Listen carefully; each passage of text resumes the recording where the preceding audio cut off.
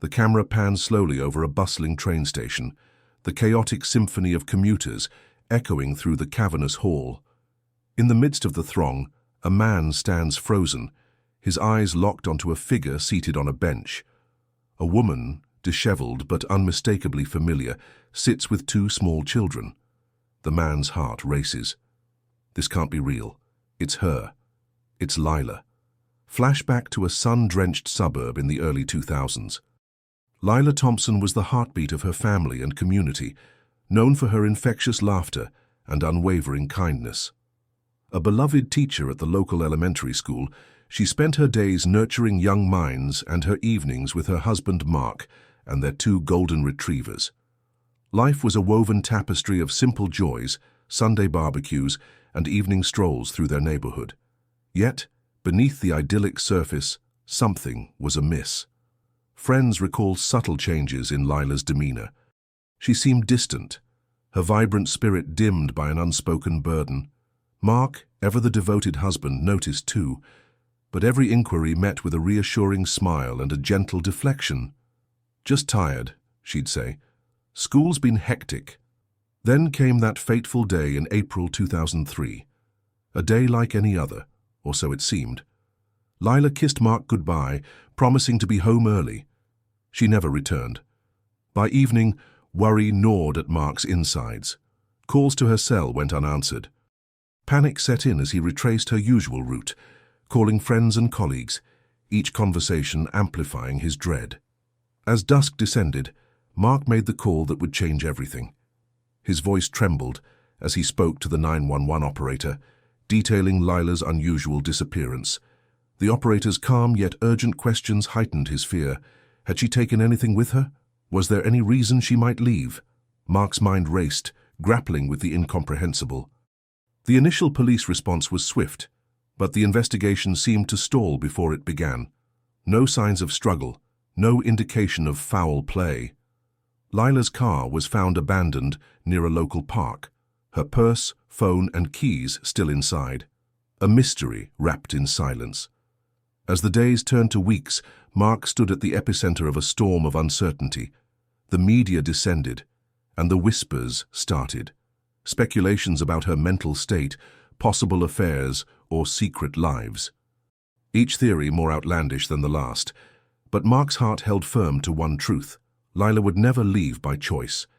In the quiet hours, he clung to memories of their last morning together, searching for missed clues. A glance, a touch, something that could unravel the mystery. Yet the answers eluded him, echoing in the void she left behind. As the screen fades to black, the narrator's voice resonates with an ominous weight. What happened to Lila Thompson? How did a woman so full of life simply vanish? And what dark secrets might have led her to a train station years later? The answers lie buried in the past, waiting to be unearthed. The clock was ticking. Each second that passed felt like a lifetime to Mark. The initial hours after Lila's disappearance were a blur of frantic activity. The police arrived at their doorstep, their presence both a comfort and a harbinger of dread. Uniformed officers moved with practiced efficiency, taking notes, asking questions, their faces a mask of professionalism. Their first task was to establish a timeline. Mark recounted his day with Lila, every detail he could remember. It felt like a test he wasn't prepared for. The officers listened, jotting down notes, occasionally exchanging glances that spoke volumes. They assured Mark that the first 48 hours were critical, that they were doing everything possible. Yet beneath their assurances, Mark sensed an underlying skepticism. A woman gone missing, no sign of violence or struggle. It was easy to assume she had left of her own volition. The search expanded quickly. Officers canvassed the neighborhood, knocking on doors, interviewing neighbors who had seen nothing out of the ordinary. The park where Lila's car was found became a focal point. Officers combed the area, their flashlights cutting through the encroaching darkness, but they found no trace of her. Witnesses were scarce. A jogger recalled seeing her car parked earlier in the day. A dog walker mentioned a woman matching Lila's description, sitting alone on a bench, staring into the distance. But these leads were tenuous at best, fragments of a larger puzzle with too many missing pieces. Mark's desperation grew with each passing hour. He reached out to Lila's friends and family, hoping someone knew something, anything that might explain her sudden disappearance.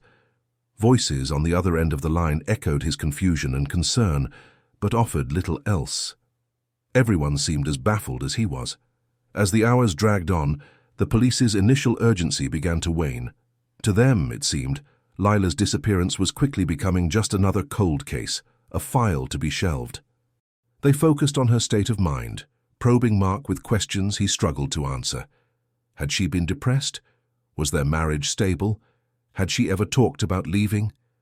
Their insistence on these points irked him. Lila was the most grounded person he knew. She loved her life, her family, her work. There was no reason she would simply walk away, yet their questions planted seeds of doubt, making him question everything he thought he knew. Mistakes were made early on. The officers failed to secure the park as a potential crime scene, dismissing it too quickly as inconsequential. Vital hours were lost in the assumption that Lila had left deliberately, a narrative that would haunt the investigation for years. Back at home, the atmosphere was suffocating. Family members arrived offering support and solace, but their presence was a reminder of Lila's absence. Mark found himself retreating into his own thoughts, replaying their last moments together over and over, searching for something he might have missed. The media caught wind of the story, and soon reporters were camped outside, their cameras a constant reminder of the scrutiny he faced. Headlines speculated wildly, painting Lila as anything from a runaway to the victim of foul play. Each article, each newscast, was a twisting knife in Mark's heart. As the first 48 hours came to a close, the investigation was at a standstill. The police had no leads, no suspects, and no new information. Mark was left in limbo, caught between hope and despair, his life unraveling without Lila by his side. And yet, amidst the chaos, a question lingered in the air like a spectre refusing to be ignored. What had truly happened to Lila Thompson? The answers were out there, waiting to be discovered, but for now, they remained frustratingly out of reach. As the screen fades to black once more, the narrator's voice returns, laden with suspense. The clock is ticking. Will the crucial mistakes of the early investigation doom the search for Lila, or will the truth finally come to light? The mystery deepens, and the search for answers has only just begun. The clock's relentless ticking echoed the urgency of those first 48 hours. In the cramped precinct, Detective Harris sat hunched over his desk. A map of the city sprawled before him.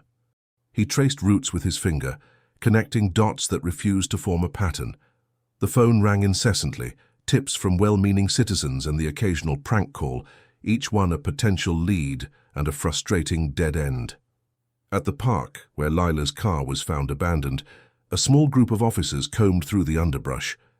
The scene was now cold, the whispers of the wind the only sound. Any evidence that might have been there was likely trampled by curious bystanders or washed away by the morning dew. Harris knew they were already playing catch-up, and the chances of finding anything useful dwindled by the hour. Meanwhile, Mark sat in a sterile interview room, his eyes red-rimmed from lack of sleep. Across from him, Officer Jenkins tried to maintain a professional demeanor despite the pressure mounting from above. Jenkins leaned forward, his voice gentle yet probing. "Mark, we need to know about the days leading up to her disappearance. Was there anything unusual? Any arguments, changes in behavior?" Mark shook his head, his voice cracking. She was happy. We were happy. Planning a vacation, talking about the future. I can't think of anything that would make her leave like this. Jenkins jotted down notes, but the skepticism was hard to mask. Every case had its secrets, and it was his job to uncover them. Still, something about Mark's demeanor made him pause. This wasn't the typical case of a spouse with something to hide, but without any concrete evidence, all they had were gut feelings and hunches. Outside the station, Lila's sister, Sarah, confronted the cluster of reporters, her voice firm yet pleading. "Please, if anyone knows anything, if you've seen my sister, just call the police. We just want her home, safe." The cameras clicked, capturing her anguish, but the questions kept coming, relentless, invasive. Did she have problems at work? Was there trouble in the marriage? Each inquiry felt like an accusation, and Sarah's resolve wavered under the weight of it all.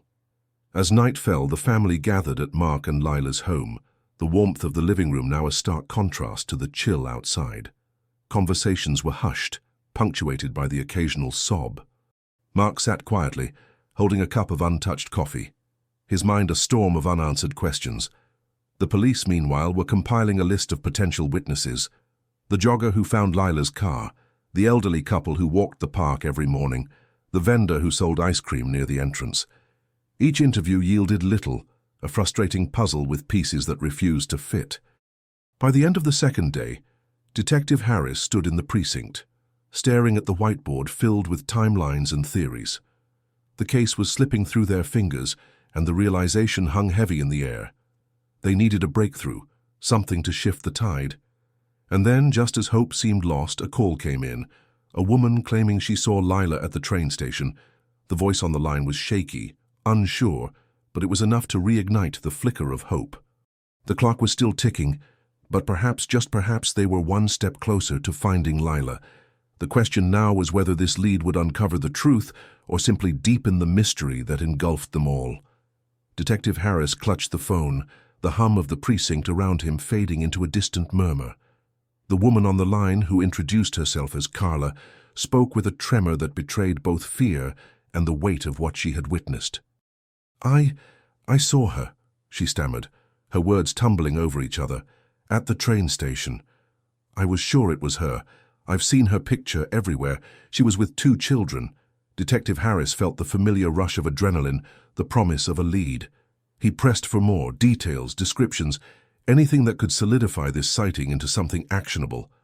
Carla hesitated, grappling with memory and doubt. They were near the ticket counter. She seemed troubled, kept looking over her shoulder. But I couldn't get close. Too many people. As Carla's voice faded, replaced by the echo of the dial tone, Harris turned to his team. The atmosphere in the room shifted, charged with urgency. They needed to act fast, capitalize on this flicker of hope before it vanished into the chaos of the city. Within the hour, officers were dispatched to the train station, canvassing the area, questioning vendors, passengers, anyone who might have shared a moment with the mysterious woman and her children. But time was a cruel adversary, and the station was a labyrinth of faces and stories, each more elusive than the last. Back at the house, Mark sat surrounded by family, their voices a low murmur of comfort and speculation. The news of the sighting had reached them, a double-edged sword that cut through their despair with a sliver of hope and a pang of uncertainty. Could it really be Lila? And if it was, why hadn't she come home? The questions hung heavy in the air, unvoiced yet palpable. Mark's mind raced, replaying every moment of their last conversation, searching for signs he might have missed, clues hidden in the mundane rhythm of their lives. His heart ached with the weight of possibilities, 1,000 scenarios that painted Lila as both victim and protagonist in a story he couldn't unravel. Meanwhile, Detective Harris faced mounting pressure. The first 48 hours were crucial, each passing minute a reminder of the stakes. Yet, despite the urgency, the investigation faltered, tripped up by assumptions and overlooked details. Early mistakes loomed large, missteps that threatened to cast shadows over the entire case. Witness statements were contradictory, fragmented. The jogger's account of finding Lila's car deviated slightly with each retelling, while the elderly couple's recollection of seeing her the day before was mired in uncertainty. And then there was the ice cream vendor, whose vivid description of a woman matching Lila's profile was undermined by an inability to pinpoint the exact day. The police, stretched thin and under scrutiny, found themselves in a precarious dance with the media, each press conference a delicate balance of transparency and withholding, a performance where every word could tip the scales of public opinion. Yet through it all a single question persisted, unyielding and relentless. Where had Lila gone, and why? As night fell, Detective Harris returned to the precinct, the day's efforts swirling in his mind. He stood once more before the whiteboard, the timeline a tangled web of what-ifs and maybes. The call from Carla, the sighting at the station. It was something, but not enough to dispel the shadows clinging to the case. And as he stared at the board, a chilling thought crept in, unbidden yet insistent. Was Lila running from something or someone? The answer, elusive as it was, lay somewhere within the tangle of clues, waiting to be uncovered. But for now it remained just out of reach, a spectre in the night. As Detective Harris pondered the puzzle laid out before him, another potential lead emerged, albeit one fraught with uncertainty. A tip had come in, just as the precinct was winding down for the night. A local mechanic claimed to have seen Lila with a man, someone unfamiliar in the tight-knit community. The mechanic's description was vague, but it was enough to reignite hope, however fleeting, among the weary investigators. Yet as they delved into this new angle, the investigation began to show signs of strain. Rumors swirled through the town like wildfire, each one more damaging and distracting than the last. Whispers of a secret affair, talk of financial troubles, even outlandish claims of a planned disappearance began to seep into the public consciousness, clouding the waters further. The focus shifted to the man described by the mechanic. Sketch artists worked tirelessly to create a composite image based on the scant details provided. The man was said to be tall, with dark hair and a distinct tattoo on his forearm, a snake entwined around a dagger. But as the sketch circulated, it led only to a series of dead ends. The townspeople were quick to offer names, each suspect more implausible than the last. The first suspect, a transient who had been seen near the train station, was brought in for questioning. His alibi was shaky, his demeanor evasive. Yet after hours of interrogation, it became clear that he was more drifter than danger, his presence in the area a mere coincidence. Harris felt the frustration mounting, a palpable tension that permeated every aspect of the investigation. Meanwhile, community tensions simmered beneath the surface. The town, once characterized by its tight bonds and friendly faces, now found itself splintering under the weight of suspicion. Neighbors eyed each other warily, and old grievances resurfaced, fueled by the uncertainty of Lila's fate. As days turned into weeks, the case began to slip from the headlines, overshadowed by newer stories, fresher tragedies. The initial fervor and media attention waned, replaced by a quiet resignation that this was yet another unsolved mystery, destined to gather dust in the annals of the police archives. But despite the growing silence, Lila's family refused to give up. They clung to hope, organizing candlelight vigils and distributing flyers in neighboring towns, their determination unwavering. For them, every passing day without answers was a day too long. Detective Harris, too, refused to accept defeat. He revisited every detail, scrutinizing witness statements, revisiting crime scene photos, and re-interviewing anyone who might have seen or heard something. It was during one such review that a small overlooked detail caught his attention, a minor inconsistency in the jogger's story that hadn't seemed significant at the time. He leaned closer, heart pounding with a faint spark of possibility. Was it the break he desperately needed? And if so, what new path would it open in the search for Lila? As Harris considered the implications, he knew this was a lead worth pursuing, and it might just hold the key to unraveling the mystery that had gripped the town and his own conscience for far too long. Detective Harris sat in his dimly lit office, the glow of the desk lamp casting a solitary circle of light over the stack of case files. He took a deep breath, focusing on the one discrepancy that had slipped through the cracks before. The jogger, who had been one of the last people to see Lila that fateful morning, had mentioned hearing a car engine idling nearby. It was an innocuous detail, perhaps easily dismissed, yet Harris couldn't shake the feeling that it held more significance than initially thought.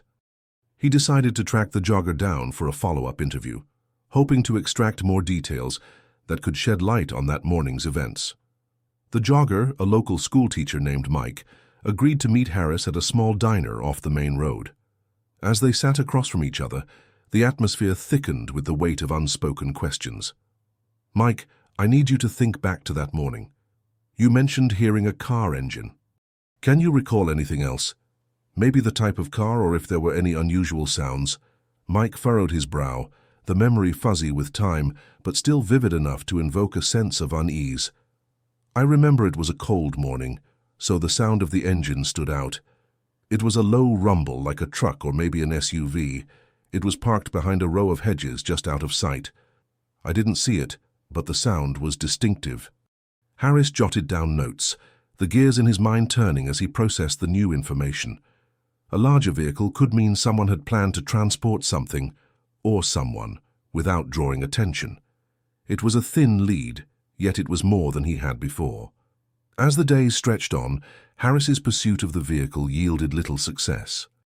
No one in the area had reported seeing anything unusual, and the surveillance footage from nearby stores had been overwritten, leaving him with no visual evidence. The frustration was palpable, a constant companion in the relentless search for answers. Meanwhile, the town buzzed with speculation, each rumor more outlandish than the last. Some whispered that Lila had run off with a secret lover, while others claimed she had been involved in shadowy dealings that led to her disappearance. These rumors only served to muddy the waters, distracting from the search for the truth. The investigation hit a wall, and Harris could feel the weight of expectations pressing down on him. The community's faith in the police dwindled with each passing day without progress. The case began to cool, slipping from the forefront of people's minds, replaced by the daily grind of life. Lila's family, though, remained steadfast. They continued their public pleas for information, their hope a flickering flame in the encroaching darkness. Harris admired their resilience, even as he grappled with his own sense of inadequacy. He knew he couldn't let this case fall into obscurity, not when there was still a chance, however slim, of finding Lila. As he sat in his office late one evening, surrounded by the ghosts of unsolved cases, a thought struck him.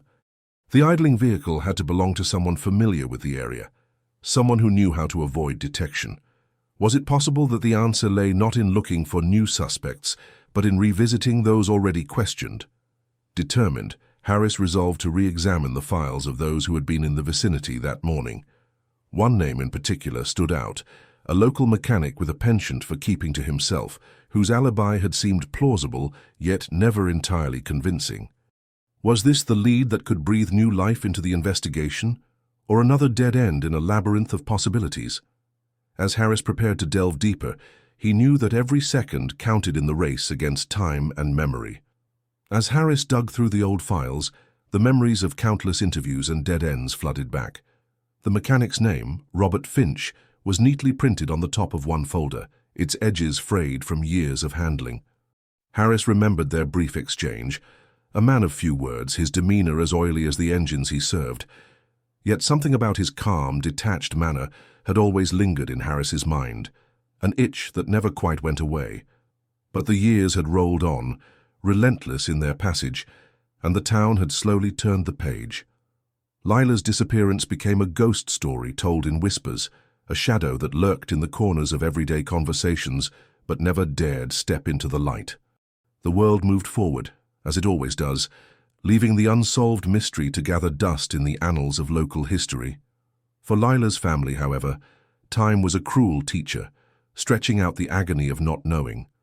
Her mother, Evelyn, became a fixture at town meetings, her voice unwavering as she demanded updates, answers, anything to break the monotony of silence. Her father, Michael, grew more withdrawn with each passing year, his eyes losing their sparkle, replaced by a dull resignation. They hired private investigators, scoured online forums, clung to every shred of hope no matter how tenuous. The community, too, had evolved. New families moved in, unaware of the mystery that once gripped their new home. Those who remembered Lila spoke of her less often, the sharp edges of grief softened by time.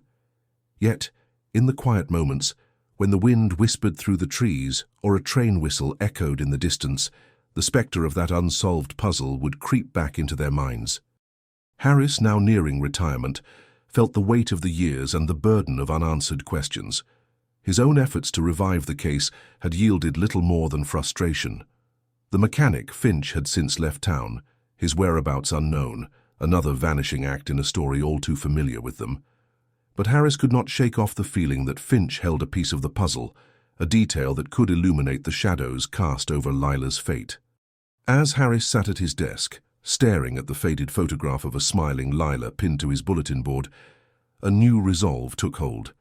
The world might have moved on, but he could not.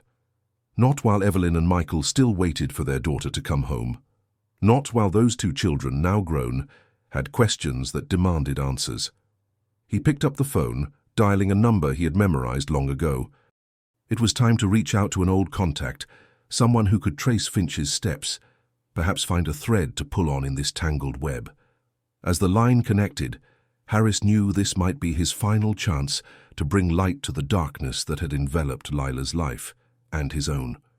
The years of silence had not been kind, but Harris was determined. This cold case would not remain unsolved, not if he had anything to say about it. Harris listened as the phone rang, his heart pounding with the anticipation of renewed hope.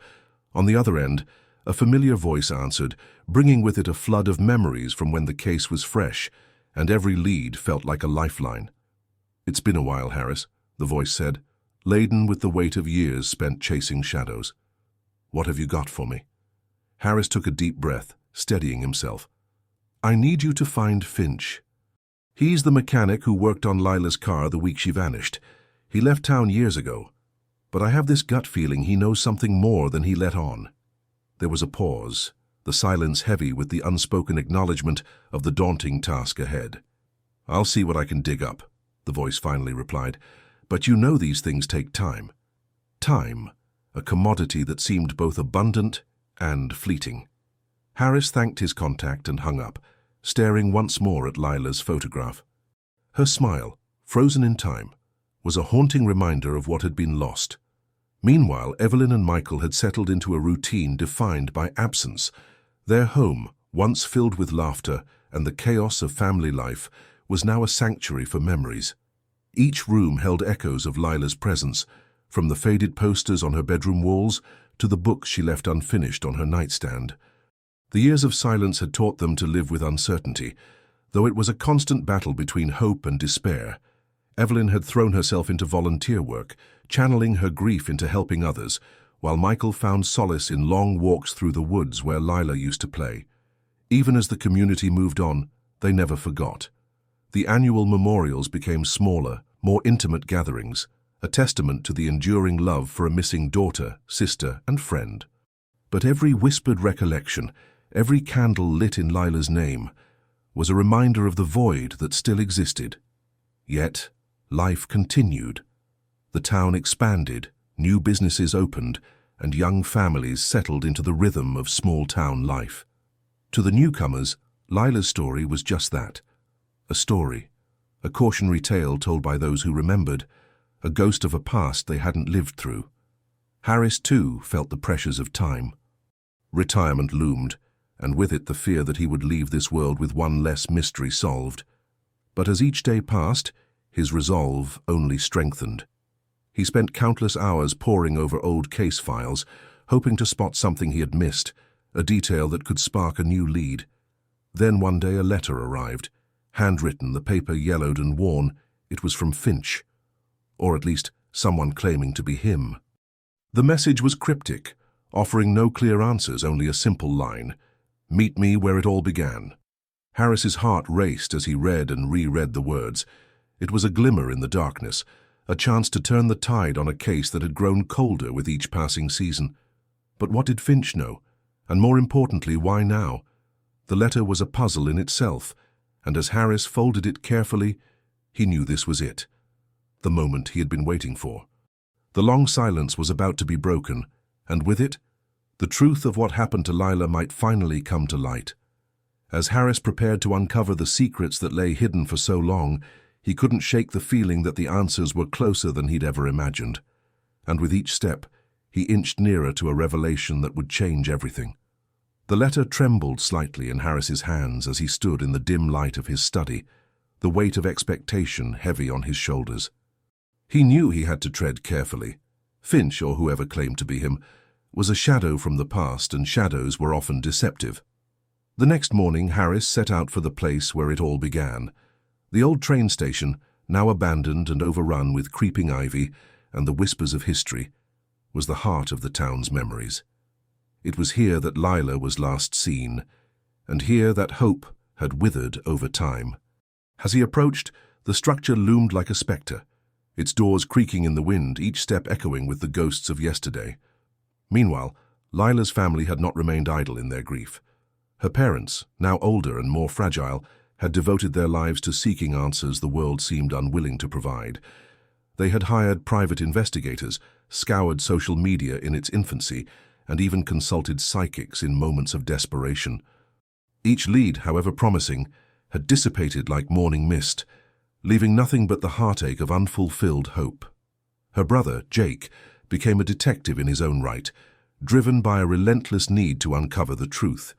He pored over every scrap of information, every witness statement and every photograph, searching for the one thread that could unravel the mystery. Yet with every passing year, the case slipped further into the realm of unsolved legends, whispered about but never truly grasped. For the townspeople, Lila's disappearance was a piece of history, a chilling chapter that was often revisited but never revised. Some claimed to have seen her face in the crowd at local fairs or heard her voice in the rustle of leaves on a windy night. But these were just stories, echoes of a reality that had moved on without her. The community itself was a tapestry of new beginnings and forgotten pasts. New families moved in, unaware or uninterested in the tragedy that had once gripped the town. The old diner where Lila had worked was now a trendy cafe, its walls adorned with vintage memorabilia that spoke nothing of the girl who had once served pancakes with a smile. But for Harris, the letter was a beacon, a signal that the silence was cracking. He stood at the edge of the platform, the wind carrying with it the scent of rain and something else, possibility.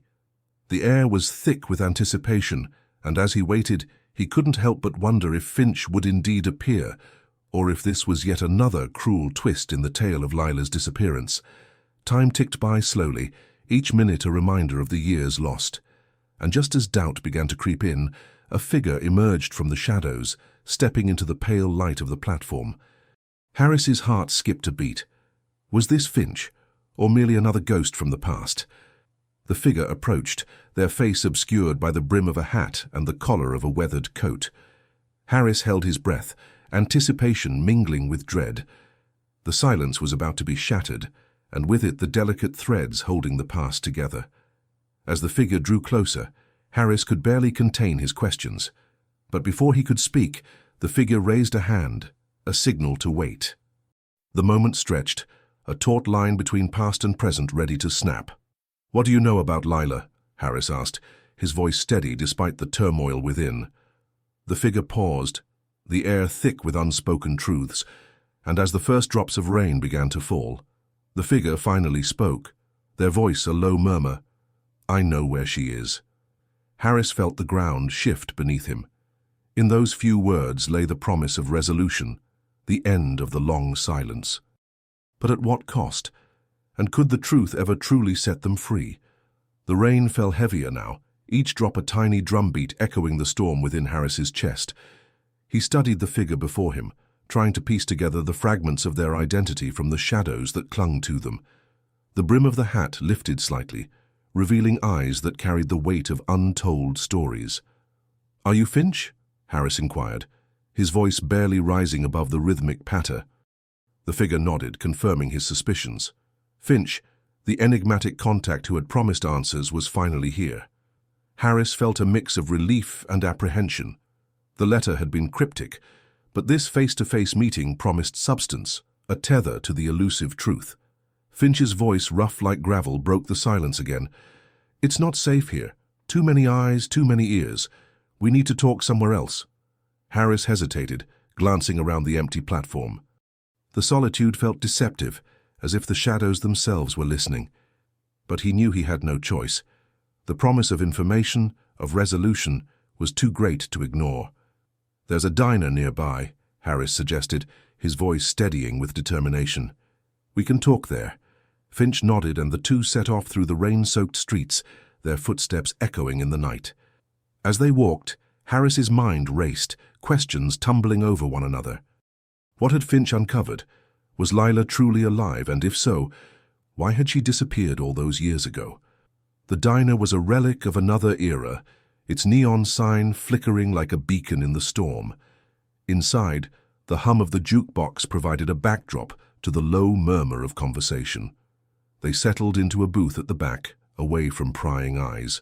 Once seated, Finch leaned forward, their voice a conspiratorial whisper. "I used to work with Lila's father back in the day. When she vanished, he never stopped looking. He left me something, a key in case anything ever happened to him." Harris felt a jolt of surprise.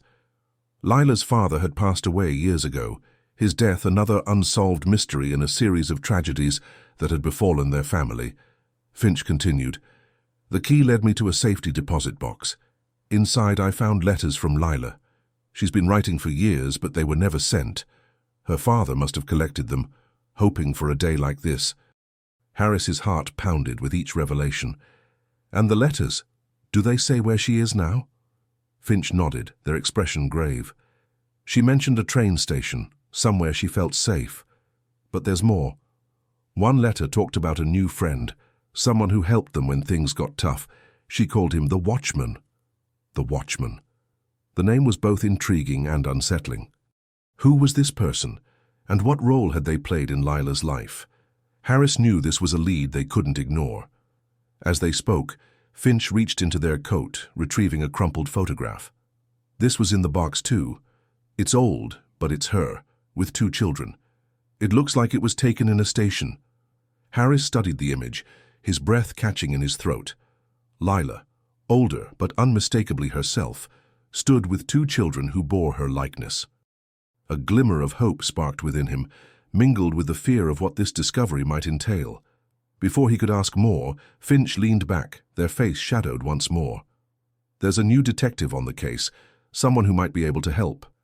They're using something called genetic genealogy, re-examining old evidence. It could finally give us the answers we need."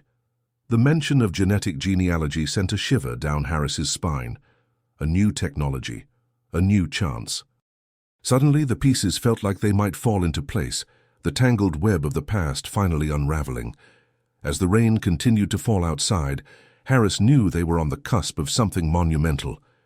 The silence was breaking, and with it, the promise of truth hovered just out of reach.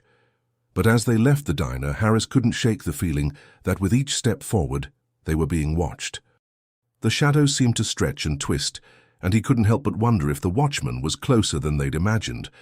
The air outside the diner was thick with anticipation, the kind that makes the hair on the back of your neck stand up. Harris tried to shake off the feeling of being watched, focusing instead on the promise of a breakthrough. The name, the Watchman, lingered in his thoughts like an unsolved riddle. It wasn't long before Harris found himself in the cluttered office of Detective Emma Carlyle, the new force behind the reopened investigation. She was known for her tenacity and her groundbreaking use of genetic genealogy, a tool that had already cracked open several cold cases that seemed impossible to solve. Carlyle leaned forward, her eyes sharp and determined. "We've been analyzing the DNA samples from Lila's case," she began, her voice steady and confident. "The hair found in her old belongings, the fibers from the clothes she was last seen wearing. We're running them through a national database." Harris nodded, feeling a swell of hope mixed with trepidation. "And have you found anything?" Carlyle hesitated, choosing her words carefully. "We've identified a familial match. It's not Lila directly, but it's close enough to suggest a relative, a cousin perhaps. It could lead us to someone who knows more than they've been letting on." The room seemed to tilt slightly, the gravity of the situation pulling at Harris's thoughts. A familial match. It was a step closer to finding her, to understanding the web of lies and secrets that had ensnared them for so long. "I need you to look at this," Carlyle continued, sliding a document across the desk. "It's a list of names and addresses linked to this DNA match. We need to follow up on each lead, see if anyone remembers anything, or if someone might be hiding something." Harris scanned the list, his heart pounding with each unfamiliar name. "What about the Watchman? Any leads on who he might be?" Carlyle leaned back, the chair creaking under the weight of unanswered questions. "Nothing concrete yet. But if this person has been watching over Lila all these years, protecting her, they might be closer than we think. It's possible they could even be on this list." The implications of her words hung in the air, heavy with possibility. Harris knew they were on the verge of something big, something that could finally bring Lila home. "Time is of the essence," Carlyle said, her voice tinged with urgency. "If we make contact, we have to be careful. We don't know who we can trust." Harris nodded, the weight of the task ahead settling on his shoulders. As they prepared to leave, the shadows outside the window seemed to shift, the rain blurring familiar shapes into something unfamiliar, something potentially dangerous. As Harris and Carlyle stepped out into the street, The world felt charged with a new energy. The search for Lila was more than just a quest for answers. It was a race against time, a battle against unseen forces that had kept her hidden for so long. And somewhere in the depths of his mind, Harris couldn't shake the feeling that the Watchman was indeed closer than they dared to imagine, waiting, watching, and perhaps, just perhaps, guarding secrets that could lead them to Lila at last. The rain continued its relentless assault on the city, droplets cascading down Harris's coat as he and Carlyle made their way to the car. Each step felt like a march into the unknown, with every raindrop a reminder of the urgency that now propelled them. As the engine roared to life, Carlyle glanced at the list of names once more. "It's like trying to find a needle in a haystack," she murmured. "But we have to start somewhere." Harris nodded, his focus fixed on the road. "Let's begin with the ones closest to the train station," he suggested, his voice resolute. "If the Watchman has been keeping an eye on Lila, they might have a vantage point nearby." The car wove through the slick streets, headlights cutting through the gloom. As they approached the station, the familiar hum of the city was interrupted by the distant wail of a siren, a reminder of the countless stories unfolding around them, each with its own secrets and sorrows. They parked near the station, the edifice imposing in its grandeur, a silent witness to the comings and goings of countless lives. Harris and Carlyle exchanged a glance, the unspoken understanding clear. This was where their search would begin. Inside the station, the world felt suspended in a peculiar blend of chaos and calm. Commuters rushed past, their faces blurred by the haste of their lives, unaware of the drama unfolding in their midst. Harris scanned the crowd, hoping for a glimpse of familiarity, a thread of connection to Lila's world. As they moved deeper into the station, Carlyle spoke, her voice barely audible over the din. "I reached out to an old colleague," she said, her eyes scanning the crowd. "He's been working with a new forensic technology, genetic genealogy. It could be the breakthrough we need." Harris turned to her, curiosity piqued. "How does it work?" "By using public DNA databases," she explained. "We can trace familial connections, even distant ones. If we find a match, it could lead us to someone who knows something, or even directly to Lila." The weight of her words sank in, a glimmer of hope piercing the dark uncertainty. But before Harris could respond, a commotion near the platform drew their attention. A figure, hunched and unkempt, was being escorted by security. Carlyle's eyes widened. "That's one of the names on the list," she whispered, urgency in her voice. "We need to talk to him." They hurried over, intercepting the man just as he was about to be led away. Harris flashed his badge, the authority in his voice undeniable. "We need a moment with him." The guard hesitated but relented, stepping back as Harris and Carlyle moved in. The man's eyes darted nervously, a flicker of recognition in his gaze as he noticed the list Carlyle held. "Hey, you know something?" Harris pressed, his voice steady but insistent. "About Lila? About the Watchman?" The man's hands trembled, his gaze shifting between them. "I don't know what you're talking about," he stammered, his voice betraying a thread of fear. Carlyle leaned closer, her tone softening. "We just want to help. If you have any information, anything at all, it could make all the difference." The man's eyes flickered with indecision, a battle waging within. Finally he spoke, his voice barely a whisper. They say you can find him at the old clock tower. Watching. Always watching." As the words left his lips, a chill settled over Harris and Carlyle, the gravity of the revelation sinking in. The clock tower, a place that had stood sentinel over the city, its presence as constant as time itself. With renewed determination, they left the station, the rain now a mere backdrop to the storm of emotions swirling within them. The path was clearer now, the pieces of the puzzle falling into place. Yet as they drove towards the clock tower, a single question lingered. Was the Watchman truly a protector, or was he the key to unlocking the darkest secrets of Lila's disappearance? The car wound its way through the darkened streets, the city's pulse a distant echo in the rain. Harris and Carlyle exchanged glances, the weight of their mission etched in every furrow of their brows. The clock tower loomed ahead, its silhouette a stark reminder of time's relentless march. As they parked, Harris spoke, his voice a low rumble. "The clock tower has always been a vantage point. Whoever the watchman is, he's been using it. Maybe even living there?" Carlyle nodded, her mind racing through the possibilities. "We need to be cautious. If he's been watching all this time, he might know we're coming." They approached the tower, their footsteps muffled by the steady patter of rain. The entrance was ajar, an invitation or a trap, they couldn't be sure. Inside, the air was cool and musty, the scent of age and neglect clinging to the walls. The spiral staircase creaked ominously underfoot as they ascended, each step a reminder of the secrets hidden within these walls.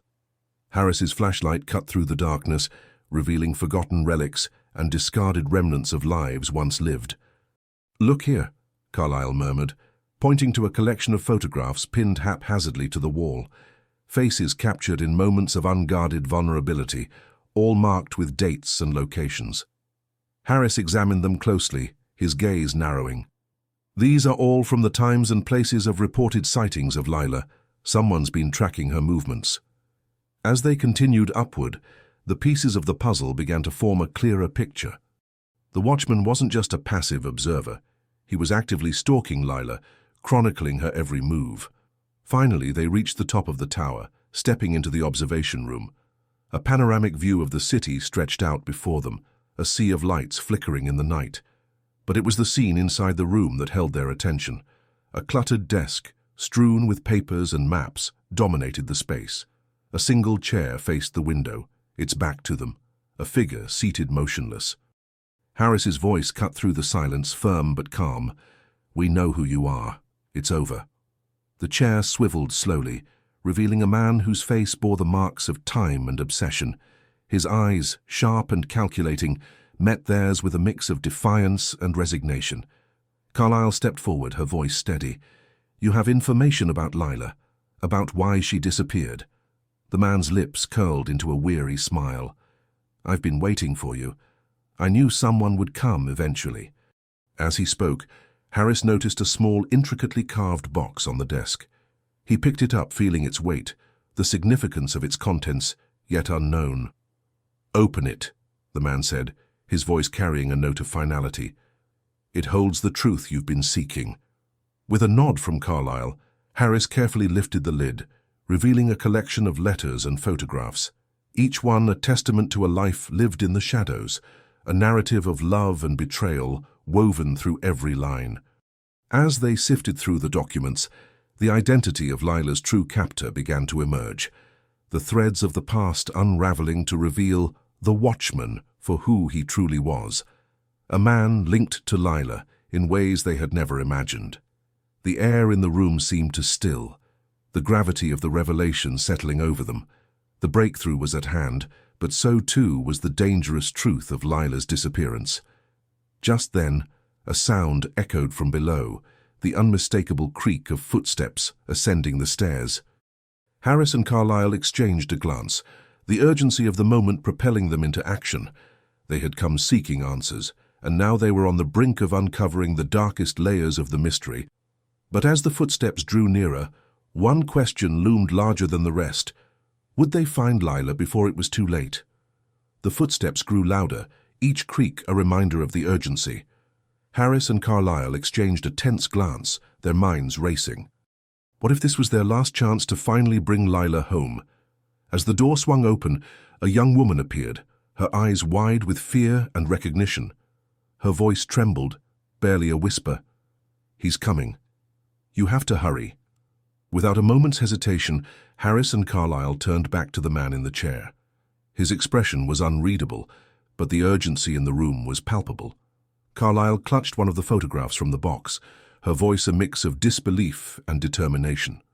"This is him, isn't it? The one who took Lila?" The man nodded slowly, the reality of his own complicity settling in. He was always one step ahead, a master of disguise and deception. But you have what you need now. Harris glanced at the letters, the details becoming clearer with each passing second. These letters, they detail the transactions, the meetings, everything he did to keep Lila hidden in plain sight. The man leaned forward, his voice hoarse but clear. He used the old train station as his sanctuary. It's where he holds them, Lila, the children, as they're there. Carlyle's heart pounded in her chest. We need to go, now. The young woman at the door nodded, urgency pushing her fear aside. I'll show you the way. But you must be careful, he's dangerous and he's always watching. As they filed out, the weight of the breakthrough hung heavy. Every piece of evidence, every letter and photograph painted a picture of a man who had operated in the shadows for too long. But now, with the truth in hand, they were closer than ever to bringing him to justice.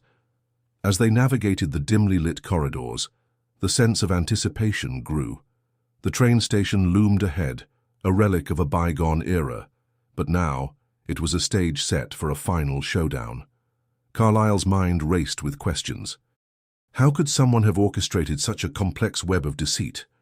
And why had it taken so long to uncover the truth? Harris's voice broke through her thoughts. Once we get there, we need to be strategic. We can't risk him slipping away again. The young woman led them through a maze of passageways, each step bringing them closer to the truth. The air was thick with suspense, every shadow a potential threat. Finally, they reached the entrance to the train station. It was eerily quiet, the silence amplifying the tension. Harris and Carlyle exchanged a final look, the weight of the moment pressing down on them. They had followed the trail of breadcrumbs to this point, but what awaited them on the other side was still unknown. As they stepped inside, the darkness enveloped them, but the path was clear. They were on the brink of uncovering the darkest layers of Lila's disappearance, and with it, the identity of a killer hiding in plain sight. The breakthrough had led them here, and now the truth was within reach. But as the shadows closed in, one question remained. What would they find at the heart of the mystery? The train station's grand hall lay before them, its cavernous space filled with shadows that seemed to pulse with the past's secrets. Carlyle and Harris moved forward, their footsteps echoing off the marble floors. The air was thick with the weight of what they were about to uncover. At the far end of the hall, a figure stood, shrouded in the penumbra, seemingly waiting for them. As they approached, the outline became clearer, revealing the familiar face of Pastor Michael Reeves, the local church's beloved leader. Known for his charity work and gentle demeanor, he was the last person anyone would suspect of harboring dark secrets. Harris whispered, disbelief lacing his words. It can't be. Pastor Reeves. Carlyle felt a chill run through her. The pieces began to fall into place. The letters, the meticulous planning, the calculated steps. It all led to this man, revered by many but hiding a sinister truth beneath his benevolent facade. Reeves turned to face them, his expression a mix of resignation and defiance.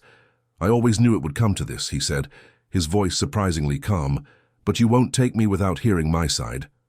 The tension in the room was palpable, each second stretching into eternity. Carlyle stepped forward, her voice steady. Why, Pastor? Why did you do it? He sighed, the weight of years evident in his posture. Lila was special. She saw through the facade, knew the truth. At first I thought I could change, but temptation is a powerful thing. I wanted to protect my reputation, my legacy. Harris, anger seeping into his tone, pressed on.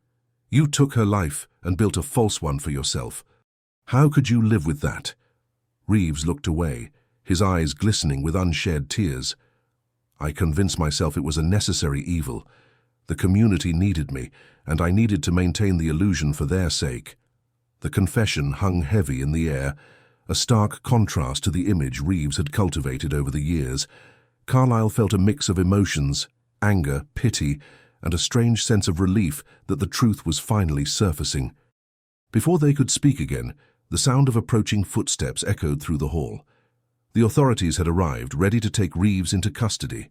The pastor raised his hands, a weary acceptance settling over him.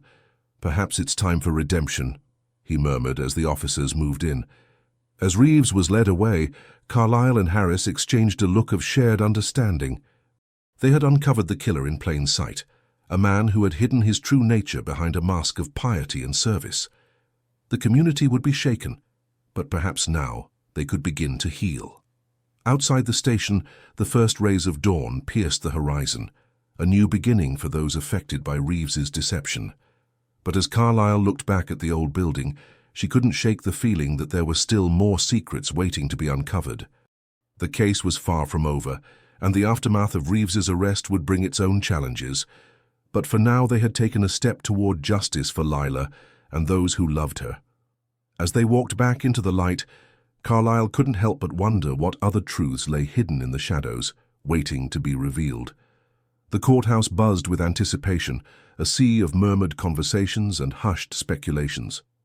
The trial of Pastor Reeves had drawn people from all corners of the community, each grappling with the revelation that someone so revered could harbor such darkness.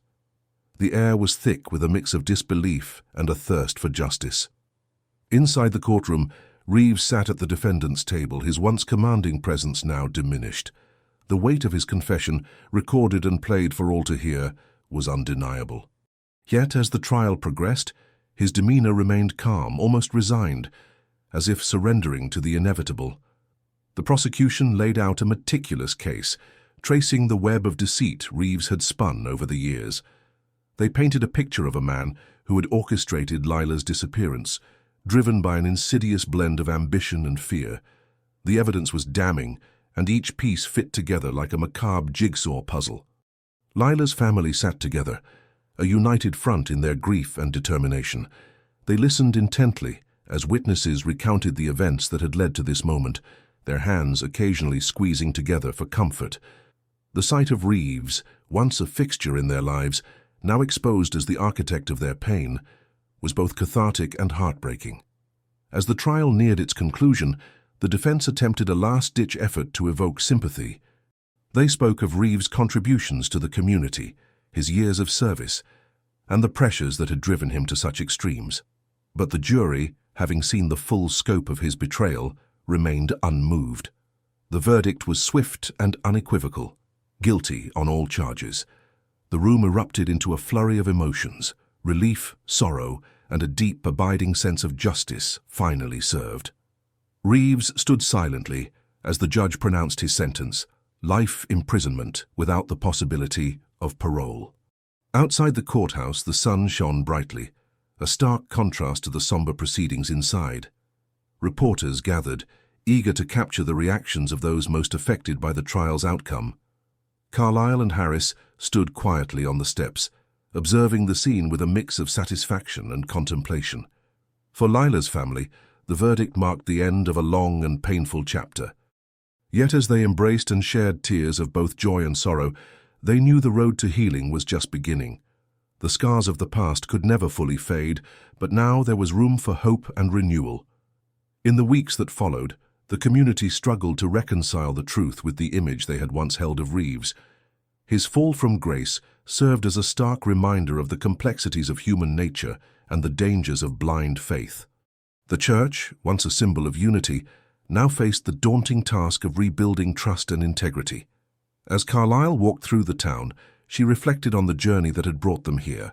The case had unearthed painful truths, but it had also illuminated the resilience of those left behind. Justice had been served, but the memory of Lila, of what was lost, would endure.